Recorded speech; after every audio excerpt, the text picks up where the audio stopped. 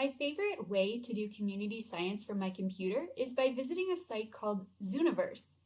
It's great because there are so many projects that you can help scientists with right from home. I'm going to jump right ahead to one of my favorite projects called Wild Watch Kenya. And how this works is there are scientists in Kenya that have a lot of field trail cameras, motion detected cameras that just take a picture when something walks by, when there's movement that triggers it. And they upload these pictures here, but there are so many that they don't have time to look through all of them to see which ones might be empty like this one and which one might have animals in it. So community scientists like myself go through and look and help them identify what animals are in their shots. But I'm going to go ahead and click nothing here and done. Yay! All right, we have our first animal. It looks like to me some sort of domestic animal, an animal that people are taking care of. But now I'm going to go over to this space here and I'm going to think about what it might be. So let's try this field guide over here, see what we can find. Livestock, that would kind of be my guess, but I'm going to keep going down the list anyways. And with these community science projects, it's important to just take your best guess at it, really. But yeah, I feel pretty good about livestock.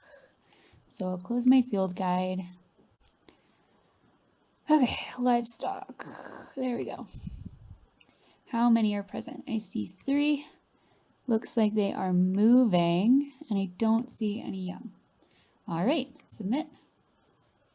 Done.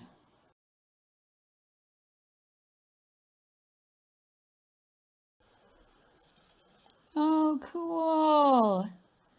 Wow, looks like some people found the camera. That's very neat. I like seeing that there are people sharing the landscape. I'm pretty sure there is a people identification option. Let's check it out. Humans, there we go. Ooh, there we go. There's something that is not livestock and not a person. Back to my field guide. Okay. Let's see, we're starting with some process of elimination here. Ooh, maybe. Could it be a dik-dik? Those are some neat animals. It's difficult for me to tell the size and scale, but I noticed that there's some darkness around the eyes, which I think I see on this animal here. Also a lighter colored belly, which I see here. So I'm keeping this in my likely category, but I'm going to go back through the field guide to finish and see if there's anything else I think it might be.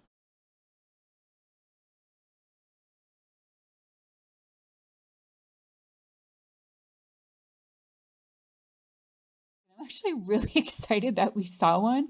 I've seen these guys in zoos before, and they are very little and very, very cute.